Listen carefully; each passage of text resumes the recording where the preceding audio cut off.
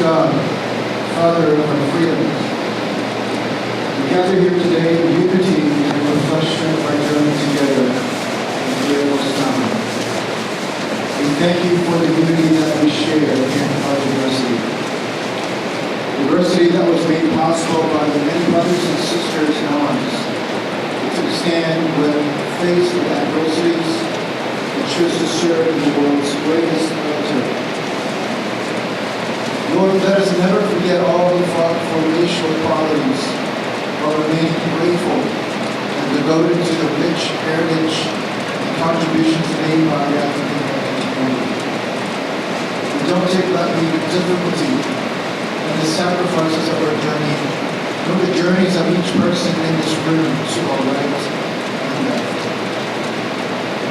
Though we have faced very trying times as a nation, we have also had some incredible victories and made tremendous progress. We pray that we would be challenged to love one another as we continue on this journey together, because hate and division are far too great burdens to bear.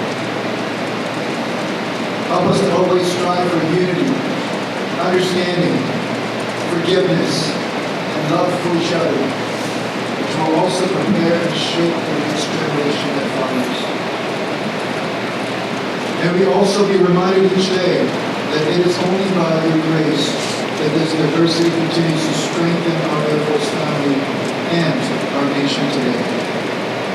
And we pray that our gathering this morning will deepen our appreciation of our heritage and your mighty work being done through our community today.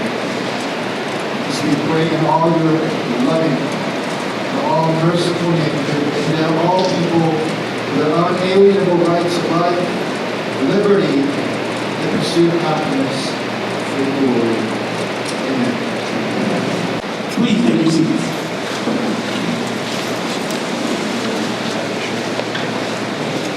At this time, we would like to take a few moments to welcome all cadet chiefs, first sergeants, and guests who have joined us today. As many of you know, February, the month we celebrate African American history. This celebration is nationally recognized to bring about awareness of the many contributions that African Americans have brought to us all.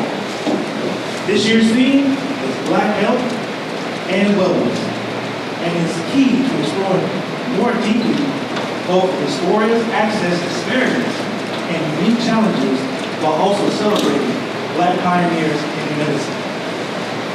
COVID-19 has once again showcased the disparity in healthcare for Black people and other minorities. In most instances, the problem dates back to prejudice and practices from decades ago, even centuries. But there were great men and women along the way, as well as African Americans who made huge strides for everyone while setting new standards. Ladies and gentlemen, I would like to introduce to you the story of an American surgeon who made great strides to not only advance the world of medicine, but successfully bring white and Blacks together for the greater good of their community. Tech Sergeant Williams will present to you his story. I started out as a shoemaker's apprentice and barber. With hard work and perseverance, I earned my medical degree in 1883 from Chicago Medical School. There were only 3 practicing Black doctors in Chicago when I founded Provident Hospital and Training School for Nurses. It was the nation's first Black-owned and operating hospital in America, treating both Black and white patients. It gave Black doctors and nurses an opportunity to practice medicine at a time when most medical and training facilities excluded them because of their race. In 1893, a young man was stabbed in the chest and rushed to my hospital. The patient started to go into shock. I suspected a deeper wound near the heart. With the heart beating and transfusion impossible, I rinse the wound with salt solution, heal the edges of the palpitating wound with forceps, and sew them together. The patient recovered after 51 days, although he was not expected to survive from such a lethal wound. He lived for over 20 years after the surgery. I became known as one of the first doctors in the world to perform a successful open heart surgery. I was also the first Black man appointed to the Illinois State Board of Health and was a charter member of the National Medical Association, the nation's oldest and largest organization representing Black physicians. At a time when Black people were denied admission to white hospitals or downgraded to all Black wards, the NMA made it a priority to eliminate health disparities and ensure access to professional medical care for all. I wanted my legacy as a mentor and trainer of physicians to create greater opportunities for aspiring Black medical professionals and help improve the quality of care and reduce death rates for Black patients. The physicians that I've trained went on to provide a pivotal role in hospitals around the country. I am Daniel H. Williams.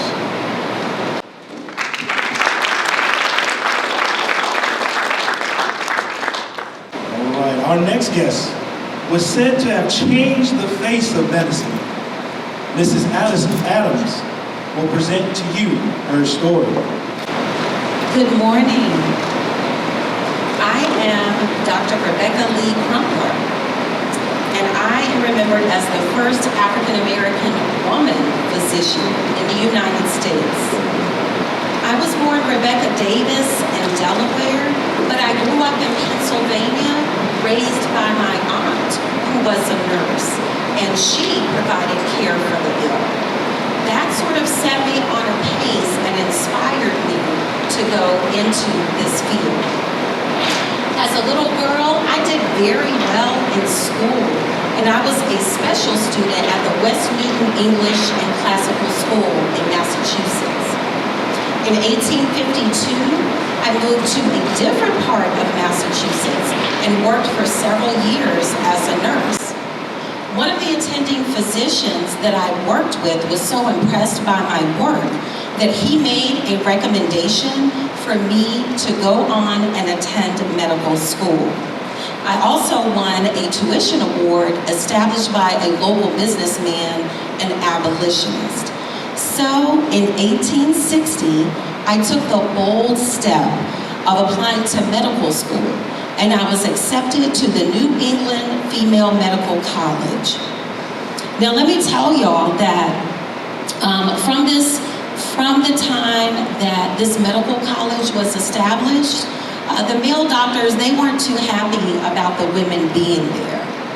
They complained that women lacked the physical strength to master a medical curriculum, and even that our brains as women were actually smaller than theirs, and that our jobs really were just to be beautiful and submissive.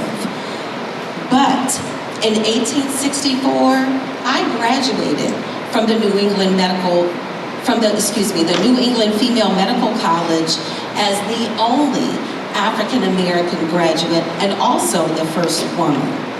To put all of that into perspective, in 1860, when I first applied, there were only 300 women doctors out of over 54,000 in the United States, and none of those looked like me.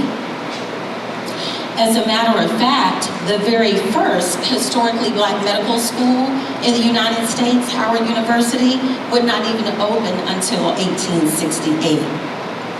In 1864, I married the second love of my life, Arthur, and I began a medical practice in Boston. There, I primarily cared for African American women and children But after the end of the Civil War in 1865, we moved here, right down the street in Richmond, where I wanted to work in the proper field for real missionary work, and one that would present ample opportunities to be acquainted with the diseases of women and children. I worked for the Freedmen's Bureau, which was charged with helping more than 4 million slaves who were denied care by white physicians to begin to make their transition from bondage to freedom. So as you can imagine, I encountered a lot of racism, sexism, discrimination, and just rudeness by the other doctors. Pharmacists refused to fill my prescriptions, and so on. But that didn't deter me, because I wanted to help these women and children regardless of whether or not they could pay me. A few years later, we moved back to Boston, and I continued my medical practice there, again, without any regard of the ability for my patients to pay for me. I also wrote a book, and it's called A Book of Medical Discourses in 2 parts. It really kind of focuses on pediatric care and maternal medical care, but I did also add a few political notes and social commentary, even my thoughts on marriage. So I died March 9th, 1895, but I didn't even receive or have a headstone until 2 years ago, where there was money that was raised to have a grave marker in my memory. That grave marker lauds me for my ceaseless courage, pioneering achievements, and historical legacy as a physician, author, nurse, missionary, and advocate for health equity and social justice. Former Governor Dr. Ralph Northam declared March 30th National Doctors Day and Dr. Rebecca Lee Crumpler Day. Syracuse University also has a pretty health club named after me. And if any of you all travel to Boston, take a walk on the Boston Women's Heritage Trail and you'll see my home there. Thank you.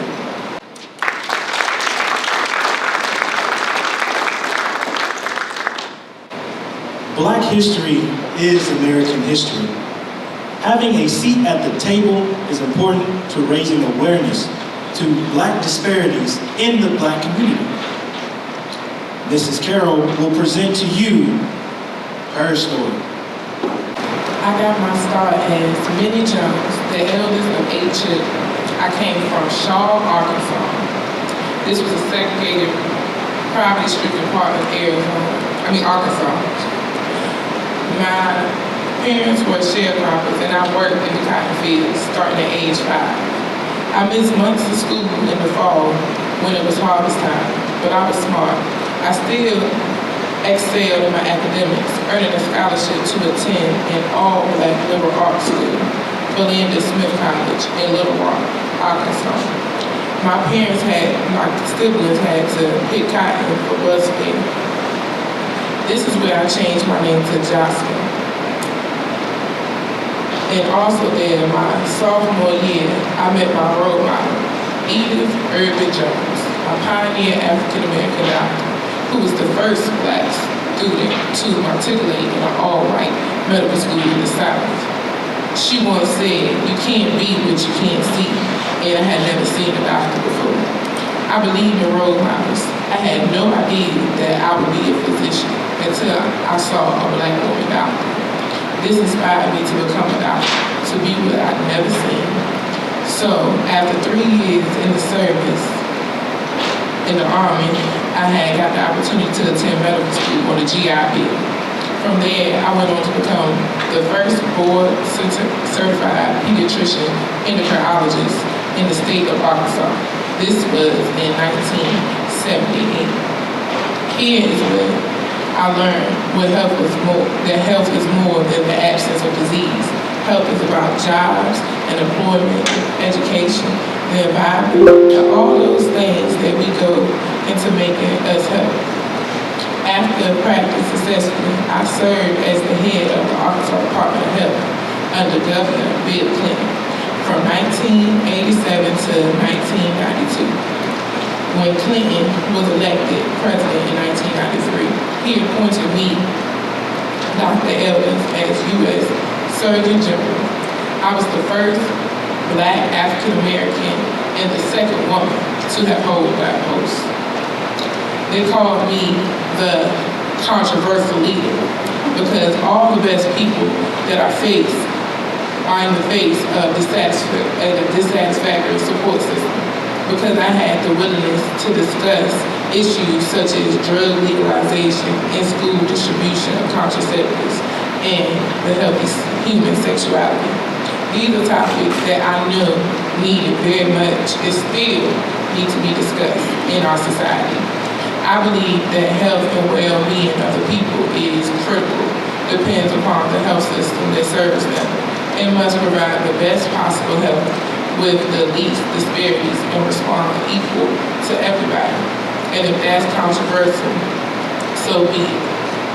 I've still been able to climb the ladder of success, and the thing I know I like to send to others.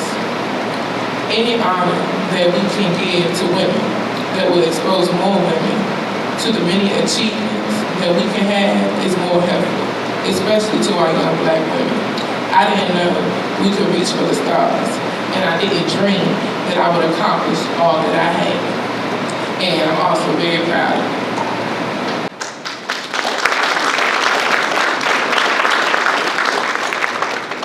The senses we use every day to smell, taste, touch, hear, and see, I think it's fair to say we take for granted.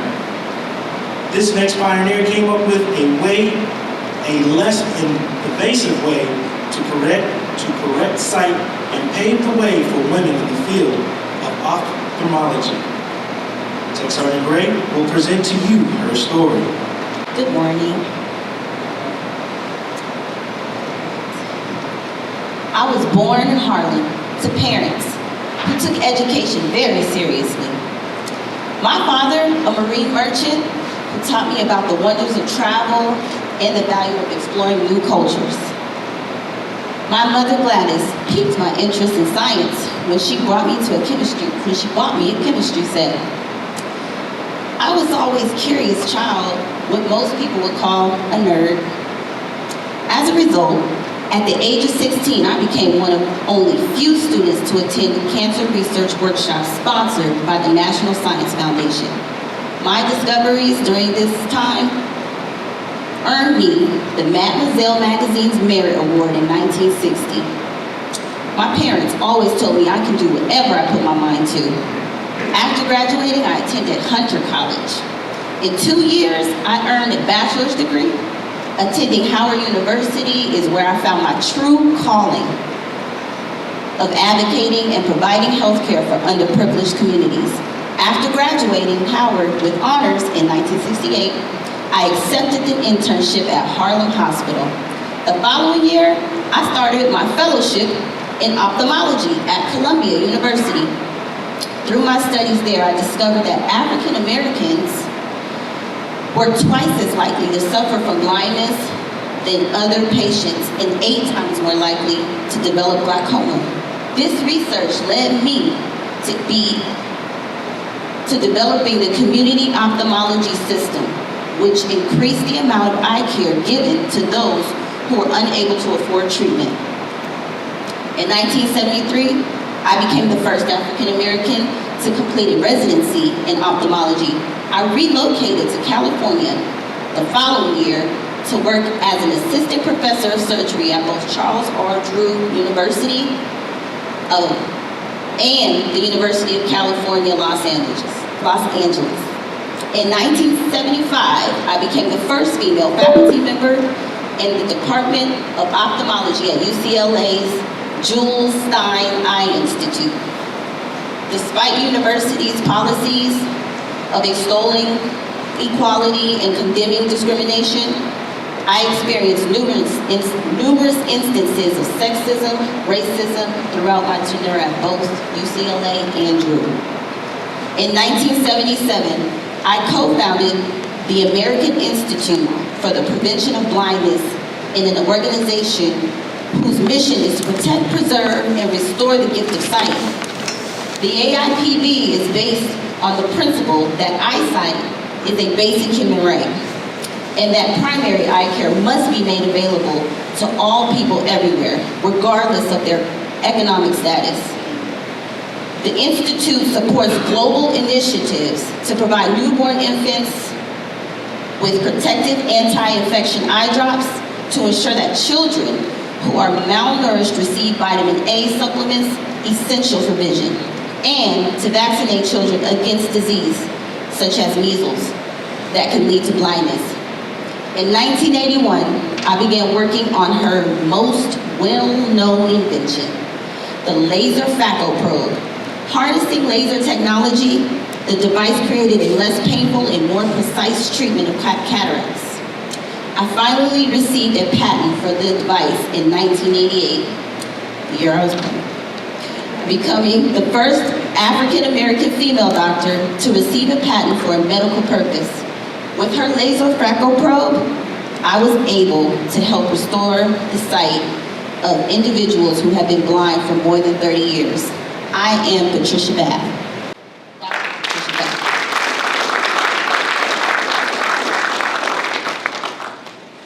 Our next guest is the champion. Some would say she's an unbeatable champion. She beat incredible odds to achieve greatness. Tech Sergeant Edwards will present to you her story.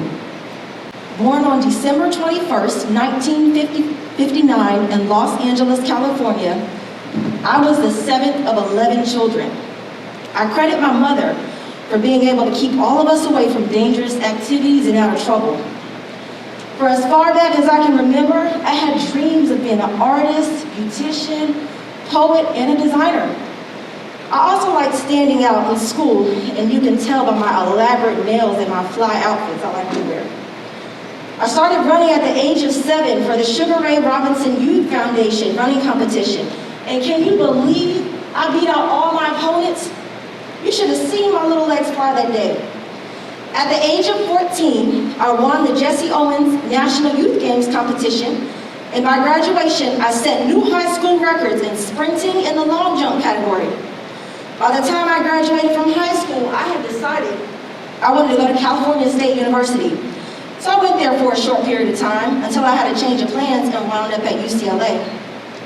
In 1982, I won the 200-meter race at the NCAA Championship, and in 1983, I won the 400-meter event. But even though I was winning all those races, the thing that most people seemed to notice was my really long nails and my skin-tight leggings. So much so that I was getting pushback from the U.S. officials because they said I wouldn't be able to pass the baton, but I never dropped it. I can say that it's always been my dream to reach the Olympics, so I achieved my goal and competed in the first race of the quarterfinals of the U.S. Olympic trials, setting a new world record in the 100-meter sprint at 10.49 seconds.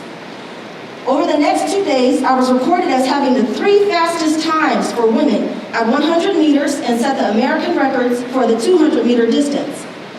In the 1988 Olympics in South Korea, I won 4 medals, 3 gold and 1 silver. Sadly enough, after that, I started to get a lot of scrutiny. I started having to do a string of drug tests because of my muscular build, but never once have I ever failed one. It was simply because of a new diet and a new weightlifting routine. There's even a rumor out here saying that I used to do 5,000 crunches a day, but I'm not going to confirm or deny that. So in 1989, I wanted to do something different and start a family with my husband. It was at that time I established the Florence Griffith Joyner Youth Foundation in 1982. And in 1983, Bill Clinton appointed me as the co-chair for the President's Council of Fitness, along with the U.S. Congressman Tom McMillan. I would like to leave you all with something that I once said in an interview. You were born to run, maybe not that fast, maybe not that far, maybe not that efficiently as others. But to get up and move, to fire that entire energy-producing, oxygen-delivering, bone-strengthening process we call running. Thank you for learning more about me today. The one and only Florence Griffith Joyner, also known as FloJo.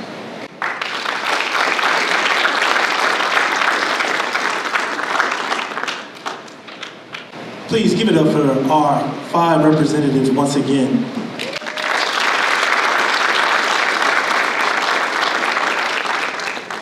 Please put your hands together for Mr. Kyle Love playing That's What Friends Are For by Donnie Warwick and Stevie Wonder on the harmonica.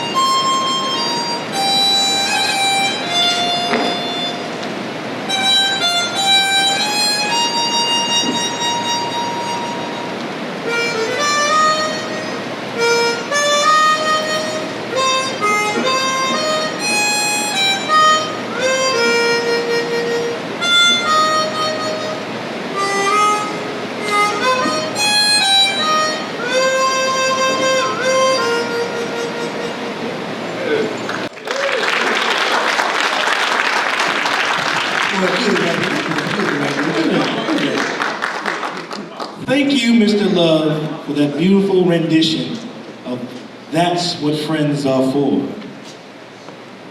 Now I would like to go ahead and introduce the creator of this event, Master Sergeant Mick Millen.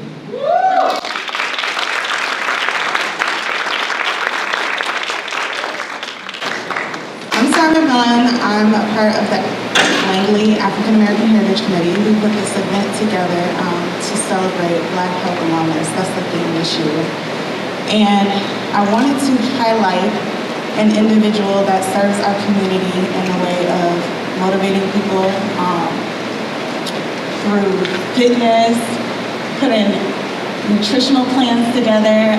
He has a gym in Norfolk.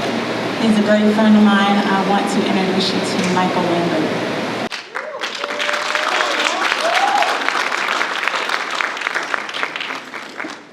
Greetings, greetings, greetings. Look, I gotta take this mask off. I'm sorry. You know, we've been dealing with these battles with COVID and all that good stuff. But it seems to me, like COVID been kind of slowing down since we changed the presidency. But I ain't gonna keep speaking about that because we're here for a wonderful event. How are we today? Come on, I know we eating and stuff. How are we today? See what food do? Food get you calm and get you relaxed. He said, oh, what he got to talk about now, Lord? I'm ready for this to be over. Hey, first off, I want to get back because I have a lot of energy, as you can see. I want to say thank you for those people that spoke before me. That was a wonderful, I know he already gave a contribution to the people, but that was a wonderful thing to actually take the time out of Black History Month and give representation as far as the people that has paved the way for us. So I want to say, let's give a clap again for those people that actually stood up. Because this can be really hard. It's really hard to speak here and and sharing your wording and making sure that you got the right words, the specific wording, that way people are like, okay, I get what he's saying. I get what he's saying. I understand it. So today, I'm thankful to be the guest speaker. Mike the Fitness Junkie. I'm gonna give you a little small history of me. I'm born in Portsmouth, Virginia. I was born with bacterial meningitis. If you're not familiar with that disease, this disease almost took my life away as an infant. My mother was young. She wasn't really, she just said, the boy kept on crying every time I gave him a bottle. I would keep crying, and after that, she just took me to the hospital, got me checked out, and that's when she found out the situation.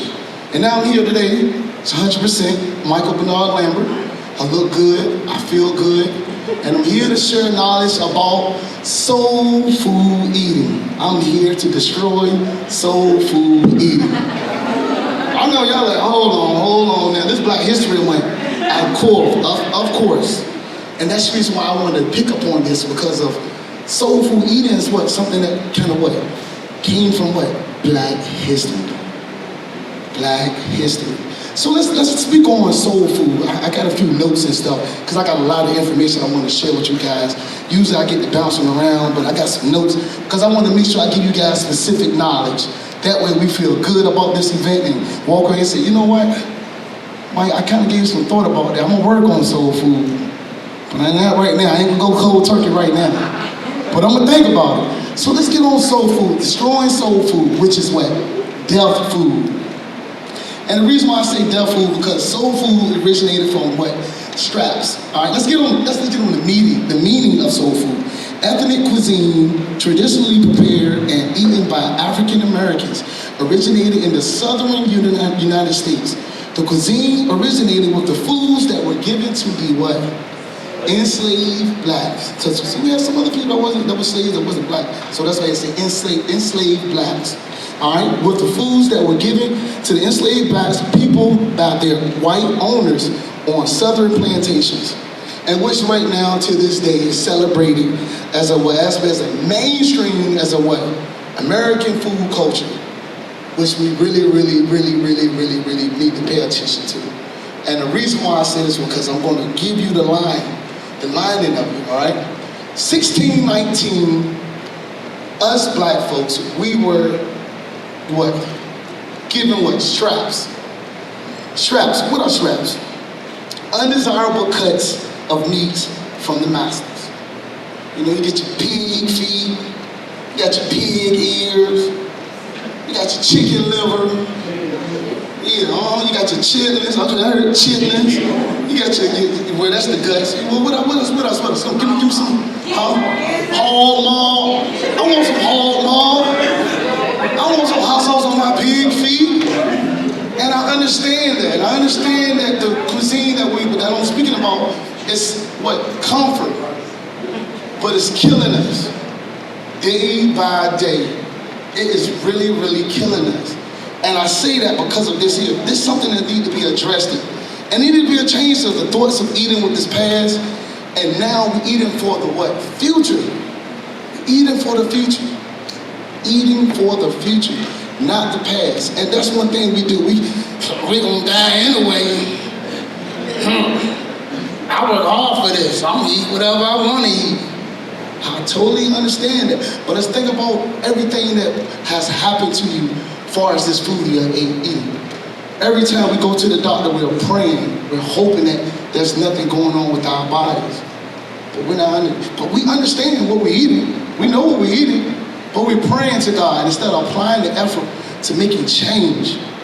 That's what we need to change right there. That's what's needed. And I say that because of here. Back in 1619, let's be honest, our ancestors, there was no obesity. Oh no.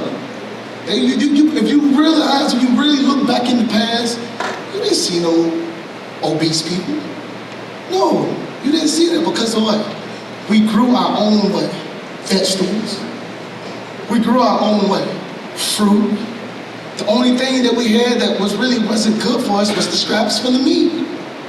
And then we learned how to what? Be very creative with that and turn it to a cuisine. But understanding that this cuisine, you know, that's why I'm happy that I'm black. You know, the creativity that we have in us, we have made this a celebrity meal now. But I wouldn't say that we want to keep on eating this, because like I say, I want to get down the line. Now, catfish. With grits? Catfish, no. Catfish is not good to eat. If you do your research, you're only supposed to eat catfish. You can only eat catfish, what, once a week? And I'm going to explain the reason why catfish you can only eat once a week. It's because of what? Fish generally contains oil. But catfish has oil in its skin that makes it so oily and unhealthy, it contains a lot of what? Polyunsaturated fats. Oh yeah, that does not only make your body gain fat, but also settles in the bloodstream. So y'all know where that goes to when the fat is in the bloodstream. If you understand health and you have been to the doctor and you have been checked out and you have had some issues, we understand when fat get in the bloodstream, it's not good. It's not good. It is not good. Ribs. I'm not gonna lie. I used to be I can't lie to myself. I don't. Look at me. I have eaten that before, yes. But trust and believe, I have changed. 35 years old, I feel like I'm 12. Because of what I have watched, what I've eaten, and I really paid attention to what's going on in the world. This understanding here is 2022. Back then, 1619, you know, food has mutated. Chemicals has been added. And we have what? We can afford to fix ourselves and eating the right things. Yes, we can. We have the right mindset. That's the reason why we're here today is being successful. We can do it. But it's just the mind. What we gonna eat? That's that food zombie. What we gonna eat? I don't want the rabbit food. It's various amounts of food around this world that we can eat. It's various amounts of food. So many recipes. When you go on Pinterest, you go to Pinterest, you can go to Google, and you can pull up these recipes and try these meals. You can try them. It's okay, but let's get back to the food. The reason why I say these mutated into so many types of foods, what we do. I see this steak right here. This steak, what? $7. I see this steak right here. This $3. You get about 3 of these steaks right here, it's $3. Now understanding that, okay, that's a low value in that steak, or understanding that, let's think about where that steak came from. Let's think about the animals that they had to chop up for that steak that was $3 to be given to you. Yeah, you thought you had a great deal. You didn't have a great deal. You're only hurting yourself even more because now there's more chemicals in that meat. That's the reason why it's for a low value. That's the reason why. And we're gonna fluctuate to that because of what? Because of what value of it, $3. That sounds good, that's a deal to me. I'm not understanding that what it's gonna do to my body when I eat it. Not only that steak, but then when I eat these overly cooked vegetables. Oh yeah, you know when you boil your sweet potato, then next thing you know you mash the sweet potatoes up, and then you put it in the pot, you put it in the crust, and you put it in the oven, and then you go ahead on and bake the sweet potato, and you might have a sweet potato in there, that's good for you. All the nutrients are gone. You done boiled the sweet potato, and then you put it in the press, and then you put it in the oven, and then you think that you're actually eating something healthy. You're not. That's one thing we gotta get out of ourselves, of overly cooking things. You know, cooking, it's too crunchy, it's not right. No, some food, some vegetables require you to have a tasting like that, crunchiness. It's not, oh, it's soft or it's good. No, you didn't stir fry all the nutrients out of the vegetables. And then you're over here telling everybody, look what I'm eating. I'm eating healthy today, girl. I'm eating healthy today, man. I'm eating healthy, I'm good today. You see my meal, you see what I eat today? No, let's change it up. We can afford to do this. We can afford to do this. Understanding that when we do season our food, we put too much sugar. We know sugar what leads to diabetes. You know, but then we go, I'm gonna get me a Diet Coke. I'm gonna get me a Diet Sprite. Understanding this here, it still don't eliminate the sugar. You got sugar as other forms of ways of Well, give me another form with sugar. Let me see if anybody knows. Carbs. No, give me another name for sugar. Fructose. There you go, fructose, come on. Huh? Sucralose, huh? So what? Oh, okay, corn syrup. Cause syrup, look, I don't got nothing against that French toast back there, but I ain't gonna lie, it's good. It's real good. But you know, it hit that sweet tooth.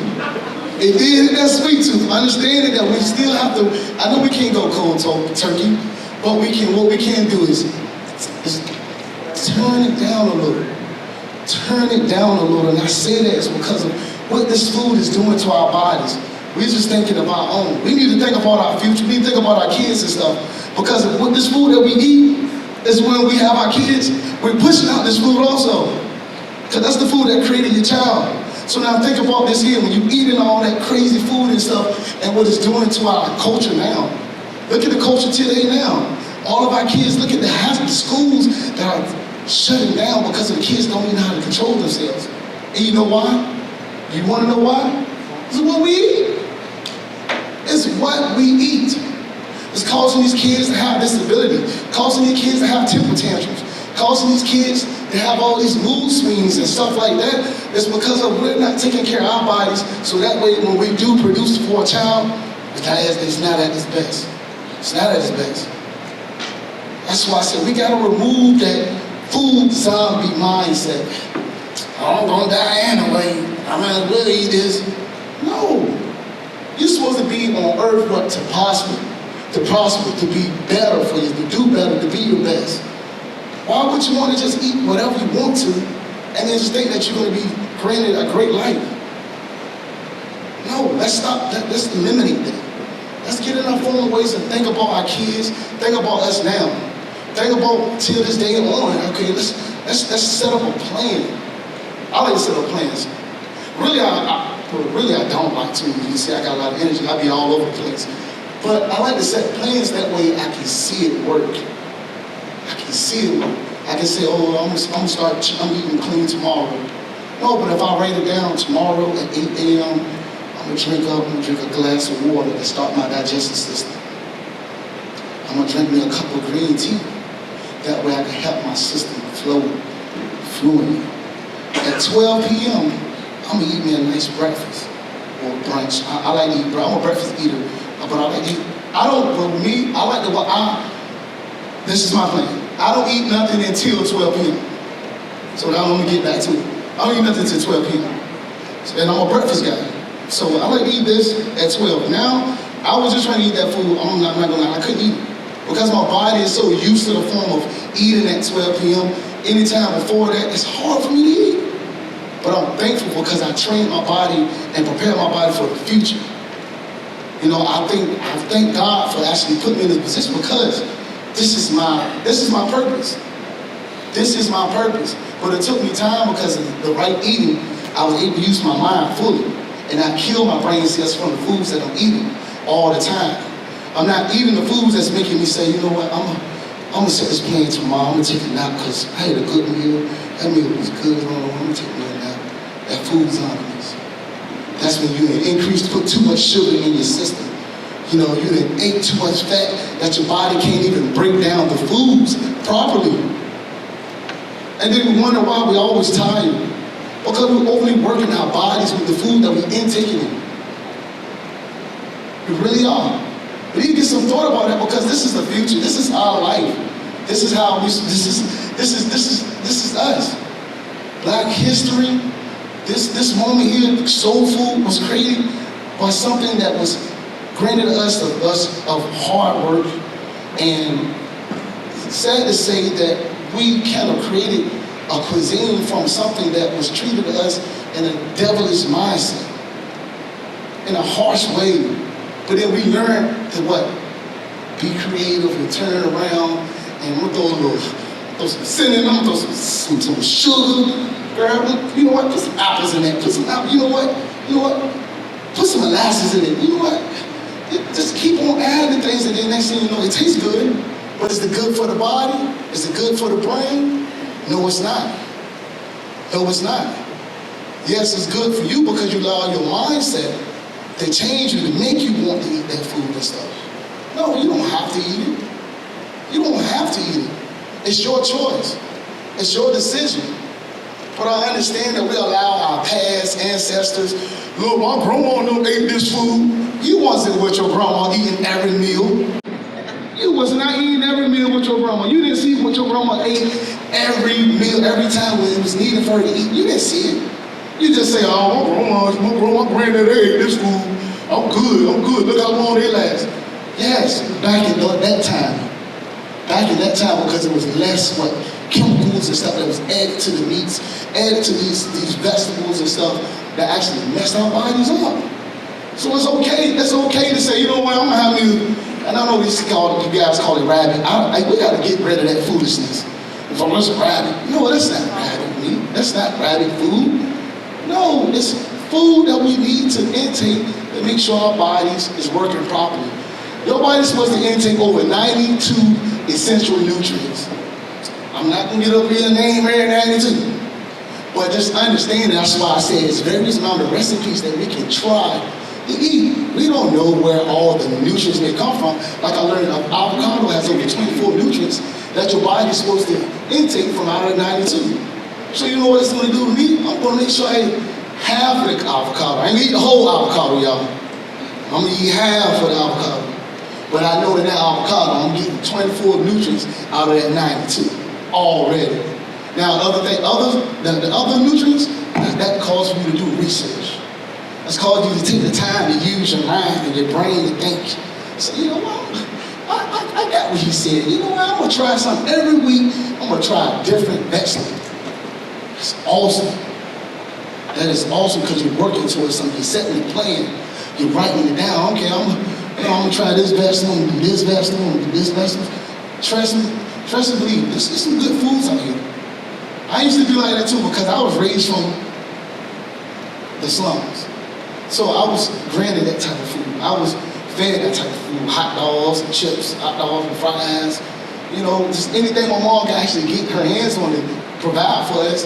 That's what we ate until it was time for me to actually get the opportunity to find out what was my purpose. And then I became a nutrition coach. I became a fitness coach. I came owning my own fitness business. I've been running my own fitness business since 2013.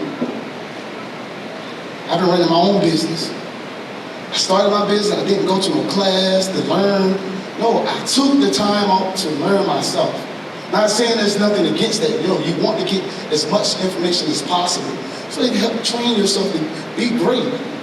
That's what you want to do.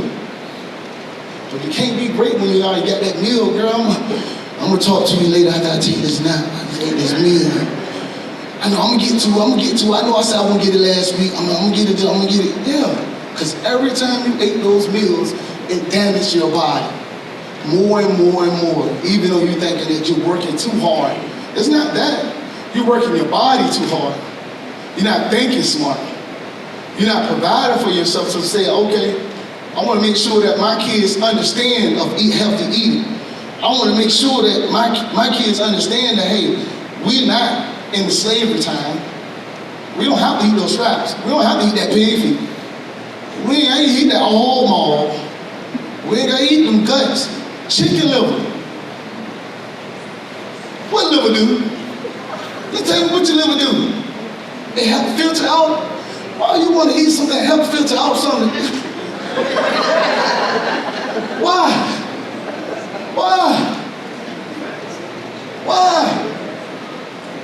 That's something we need to think about. And you really own up to it and say, yeah, I know, I am. You're right, Mike. You're right. I did that. Yes, I did. Yes, I eat that stuff. And I have a hard time of stepping away from that. It's understandable. But you have to set your plan so that way you can really see yourself succeed and live longer. Ancestors, come on, back in 1619, ancestors living up to 85 through all that beating from whips and being treated wrongfully, being thrown in the sheds, that the different weather conditions. Come on, and they was able to still live up to 85. Come on, that's the average age that was living up to 85 during that time. Now think about that. Now think about now.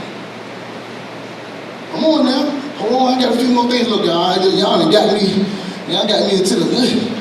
I'm ready to get it going. Oh, let's. I say this here. Every day on earth, I'm gonna live my life to the fullest. I'm gonna push myself and I'm gonna push you too. And if you need that help, that guidance, I'm easy to contact. Phone numbers everywhere. I'm here right now. We can talk after this. We can share information. But that's what I want you to know. That I'm here to live my longest, and I want you guys to live your longest too. That's the reason why I wanted to pick up on this topic for Black history. Because that's something that we really don't talk about in Black history, to be honest. You know, we do talk about the past tense of our people that has paved the way. But do we get on something like eating? No, we don't. No, we just bypass that. No, we need that because that is our fuel to help our body move every day. So I want you guys to know that, hey, let's stand up. Let's stand up. Let me get everybody to stand up because we just ate a bill. Can y'all please stand up? Can y'all please stand up? I ain't gonna work out. I'm not gonna work out. I just want you to stand up, please. I want you to put your hands up in the air. Come on. Put them hands up in the air. There we go. There we go. Take a few deep breaths through the nose, out the mouth, through the nose, out the mouth. One more time, through the nose, out the mouth. Way to go. You just worked out. You just worked out. No, I was just saying, I'm gonna get on fitness. Now, that right there you just did. Just got up, put your hands in the air, took a few deep breaths. That wasn't hard? That wasn't hard at all, was it? That wasn't hard at all. You just told your mind to stand up, put your hands in the air. He said, stand up and put your hands up in the air. Right. But understand this here. You can do the same thing as when you leave here. You can go and work out. You don't have to be intense. You can stand up, sit down, stand up, sit down. You can just set a timer. For 20 seconds, I'm just gonna sit down in this chair, I'm gonna stand up. I'm gonna sit down in the chair, I'm gonna stand up. And guess what? You have done something that you don't normally do. And that's great because now you're working at burning those calories that we have intaken in our body. Now I'm gonna get on the calories now from the food. That's the reason why we get tired, that's why we get sleepy. That's the reason why when we eat that good old soul food, you're like, you know what, I'm gonna go to sleep, and you sleep about 3 hours and you miss the whole half of your day. Especially when you have kids and stuff, responsibility is a must. So you know you're dabbling with your family and responsibility all day when you leave work. Calories. Say averagely calories for the intake at least 22, it sounds weird, 2,200 calories. And you know, you're like, what? Because you're supposed to be active. Normal adult or a person, 30 minutes is needed for activity and fitness. I done ate all this hormone, I need more than 30 minutes, to be honest. To be honest, I need more than that. I need more than that. I need more. I want to do great. I want to be good. I want to learn about calories. So you know what? Just like anything else, social media, you put up on Instagram. You can type in Instagram calories, and I guarantee you some fitness guy's gonna pop up there talking about calories. It's time to learn this thing, this stuff. That way you can pass it on to your kids.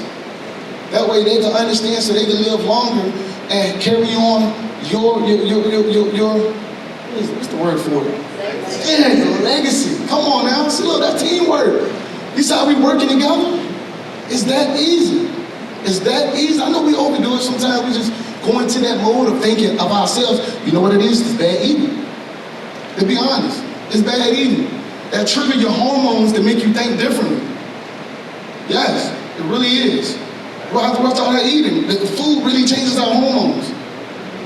The depression that causes us to keep eating the same old cake over and over and over. I don't know why I eat cake every time I come in this house. It's depression. Whatever you go on in that house, you need to make change. You need to make change. Stop going in the house at that certain time. You know what, I'm gonna go 10 minutes later. Start making change, applying that way you can see a difference. That way you can see a difference. Hold on now, I got more information. I did like 4 pages, y'all. I'm trying to tell you, I got so much to share with you guys. Come on. All right, but I just say this here, it's time. It's time to end the madness. We have to help our people, yo, from all around the world that's trying to better themselves. We need to pitch in together. We need to create a group or so on, if you can, to help push each other. It's 2022, just started. Just started with February, we just started. So now we have nothing but more time to face our fears and attack our goals that we said the year before. And I noticed that I ain't see too many people stating that it was gonna make a lifestyle change in 2022 like it was 2019 when you had that lady walking up the steps, that picture. You had the lady with the pocketbooks and stuff walking up the steps. I didn't even see that this year. So I know everybody's minds has changed, but I'm glad I'm here to share with you guys. That way I can help you guys mind out. Help you guys. Help you understand about working out, eating is what we really need to do. I mean, to really work on to make sure we better ourselves. So here, we have chefs that can make your food with comfort. So if you don't feel like you want to do it, you can afford it. I know that chef that's just back there, we can contact her to cook some food. I'm quite sure she has some recipes that she can put together for us. All right? It's time for a health revolution. I'm ready to change. I'm ready to change, help change everybody. Y'all ready to make change? If you're ready to make change, just let me know. Put your hand up or just say, yay, yay. Yay, yay. Yeah. But yeah, I just want to share with you guys that, and I hope you guys receive great information from what I just shared with you guys. Like I said, my name is Mike the Fitness Junkie, and I'm located in Norfolk, Virginia. This is I actually have a book also. I'm an author also. It's called Pain Provides Purpose. And it's a motivational book that's set on helping you get through that mindset, that phase that anxiety that kick in and you just can't get through it and you're like trying to find a way. Oh, you're just at that point where you just don't think that it's not going to work because you want to be there instead of being here. All right, but you got to be here first before you get there. So I want to thank you guys, and if you can, take the time out to grab a business card and a book card over there on the stand, over there with the laptop. I have my business card and my book card to show you how you can actually purchase my book. It's 61 pages, 61 powerful pages, I must say. I know you're like, 61 pages in a small book? Powerful book, my first book ever. It took me 2 years to write this book because I had issues. But we all have issues, but we have to work on them. And I did work on them to be able to share with you guys my life. I'd like to thank you guys again for having me here. And thank you again for this wonderful brunch, this Black History Month event. I'd like to thank the Nilly for everything. Oh yeah. Oh, don't go anywhere yet. We want to present you with the plaque. Aaron Wallace, can you please come up on stage? Oh, wow. Mike. Look at that song.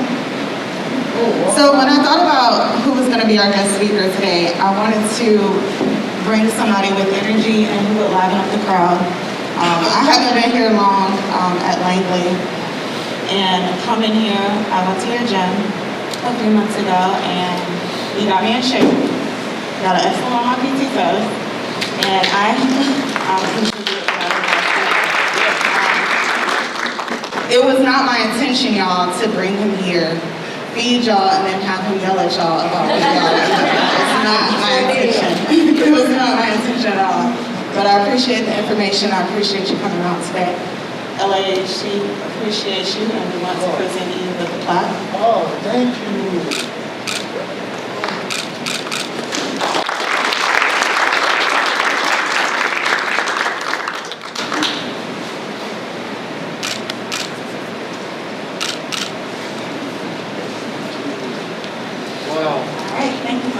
Thank you. Oh my God. Let's go. Some information over there. We want to get in shape. We will motivate y'all to get there, I promise. And I'm going to come over to the podium for a second. So putting this event together, it was definitely a little challenging just because just joining the committee, just getting to this space, not having the context I'm used to having, putting Black history events together, it was challenging. One of the people I counted on, relied on, who's definitely an ally to the committee, was my command chief. Command Chief Master Sergeant Riddell. He's going to provide closing remarks, but I just wanted to say thank you, sir, from myself and the committee for all the support you provide us with putting our events together this time.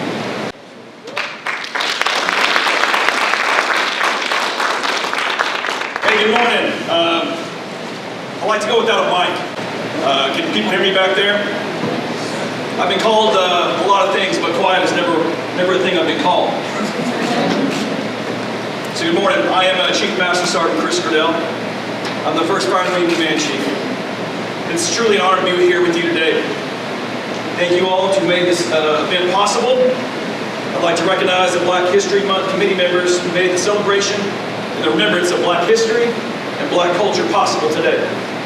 So Captain Bland, Master Sergeant McMillan, Master Sergeant Braithwaite, Technical Sergeant Tate, Technical Sergeant Cole, Technical Sergeant Lewis, Mr. Summers, Airman First Class Wallace. Let's give a round of applause to all these folks here.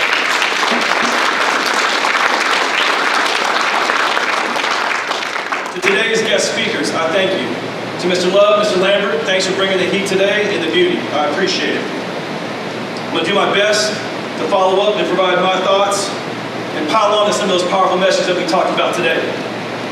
So we talked about feeding the mind. We talked about feeding the body. We talked about feeding the soul.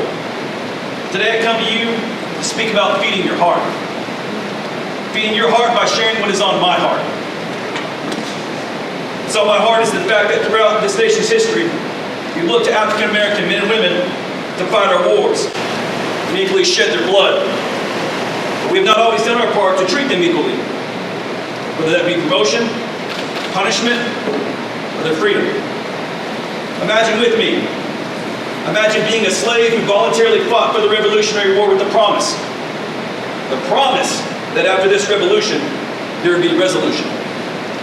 Resolution that you'd be set free, only to find out that slavery would go on to exist for another 100 years. Leaving the battlefield a hero just to return home in bondage? Heroes like Crispus Attucks, the first person killed in the Boston Massacre. And Peter Salem, who enlisted out of slavery to fight alongside his owners at the battles of Lexington and Concord, only died in the poorhouse in 1860. These Black American patriots, their names are on my mind, and that's what's on my heart. I ask you to remember 4 years of fighting in our nation's Civil War. A war in many ways to fight for the freedom of Black Americans, with the promise of victory that would come with freedom. Yet not coming to fruition for the Black patriots, such as Robert Smalls, a deckhand on a Confederate ship, who ended up commandeering that ship. A deckhand that freed himself, his family, and the crew. He was critical to convincing President Lincoln to accept African Americans into the Union Army. And after much blood was spilled on the battlefield and victory was won, and the Emancipation Proclamation was signed, many slaves were still lost, including ones in my state of Texas, in the city of Galveston, where it took 2,000 Union troops to deliver the message 2 years later that they were free women and they were free men. After 156 years, we have officially recognized that special day, June 19th, as an official holiday. That's what's on my mind and that's what's in my heart. So let's travel back to 1941 when some 1,000 odd Black pilots were trained at Tuskegee as the first Black military aviators. They were treated like less than their counterparts, counted out and given the worst equipment, but left World War II having one of the lowest loss records in escorting fighter crews. These pilots were so good, they would go on to win the inaugural Top Gun trophy for the best fighter pilot team, armed with less equipment and older airplanes. Against all things, against all the white counterparts they overcame. Despite these disadvantages, they won the competition, only to have it swept under the rug and never fully recognized until 73 years later, when Gerald Kelly, Commander, Air Combat Command, would hand the trophy to the last living member. 73 years. 73 years, that's what's on my mind, and that's what's in my heart. To this day, even our current Chief of Staff, General C. Coop Brown, faces a similar uphill climb as he often speaks about the reality of being the only Black fighter pilot in the room, but the assumption that because of his rank and his position, that he must be a white male. Can you imagine what it feels like carry the weight of an entire race on your shoulders? Or to live in two worlds, one white and one black? I can't imagine what it takes to achieve what he has achieved. That is what is on my mind, and that is what is in my heart. The Diversity and Inclusion Report showed that African Americans are issued Article 15s at higher rates than any other race or ethnicity. Just yesterday, I received an updated report, still showing that same disparity. Can you imagine receiving harsher punishment simply because of the color of your skin? I can't. That's what's on my mind, that's what's in my heart. That's on my heart because, yes, we have been removed far from the days of separate bathrooms, but we still do struggle with equality for all. How can we truly be considered equal if our African American airmen are underrepresented in positions of authority? We can't be considered equal if our African American airmen aren't given the same opportunity to succeed and even make mistakes that bear different consequences for people of different skin color. It's not equal road to promotion if it's harder simply because of the color of your skin and not based upon the merit of your work. It's also on my heart to remind you that despite the history, the sacrifice, and the obstacles that Black people have endured in this country, there is good news. We have allies. These allies are all over the force, from all different walks of life who have the same dream as Dr. King. They have people who preach to their children, and they teach them that there's a place for children of all color, and that one day we'll live in a nation where they will be not judged by the color of their skin, but by the content of their character. I believe every day we are pushing to create a nation where many of these racial issues will be a distant memory.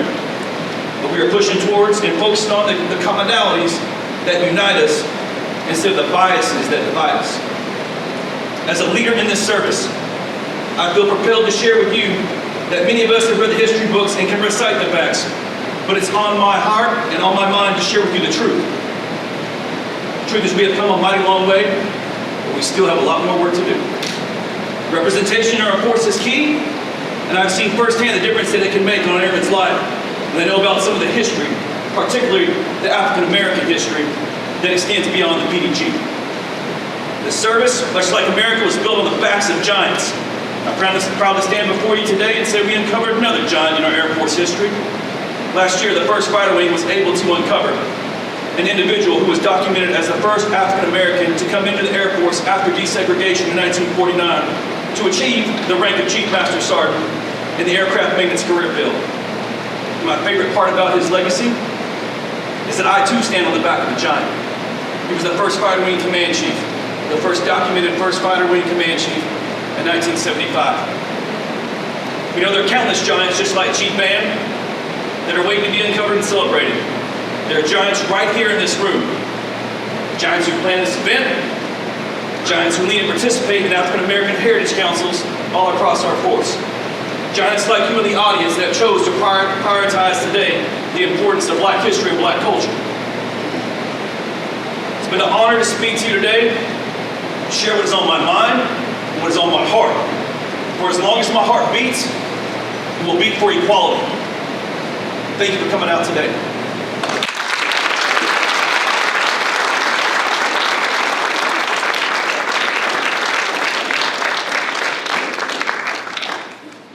Thank you, Chief Master Sergeant Goodell.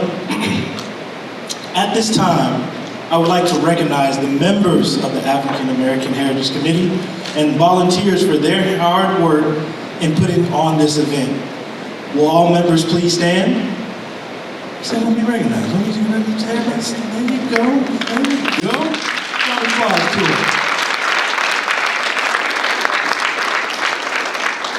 Also, a special thank you to the staff of Chef Ebony for a delicious meal and excellent service. Give a round of applause for